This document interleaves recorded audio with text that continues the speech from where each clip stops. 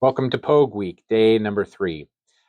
In this clip, we're going to take a look at a 1970 Pogue 6139 6000. And you'll notice right away this looks completely different than any other of the other Pogues that we may have seen on this channel. And that's because this is a modded Pogue. And this video isn't really about whether modded Pogues are better or worse than vintage ones. It's up to you as the owner of the watch to have the watch that you love and that you want to wear. There's nothing worse than a watch that's just sitting in your drawer doing nothing. So whoever had this before me decided that they wanted to create a watch that they loved and would wear, and that's great. It is different. It has some aftermarket parts. It has some things that are obviously different than a regular Pogue. Like, for example, I'll bring in the one we looked at on Monday. You can see the creamy color of the outer bezel versus the white outer rotating bezel on the mod. You can see the dial is a little bit more honey colored on the vintage one versus the more gold color on the other one.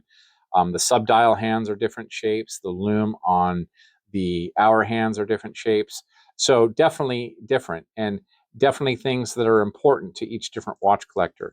One of the things I really like about this Pogue, though, is the fact that it has a notched case for the stem and the stem dial over here, because this is a unusual occurrence in this case. So stem dial, they put a little notch in there to make it a little easier when you're turning the stem to kind of gain access to it.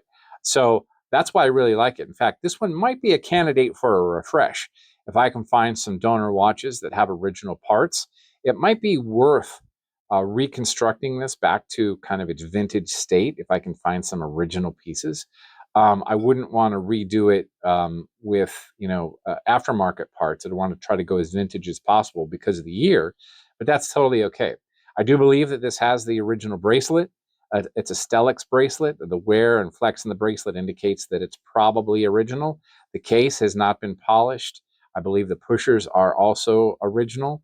But overall, I think it's another interesting example of a Pogue that's completely different, that really indicates the character of the owner that had it before. And I hope they got a lot of good wear out of it before it landed in my hands. And we'll see where I take this one. But this is a good, fun example of a 1970 Pogue 6139 6000 with a notched case.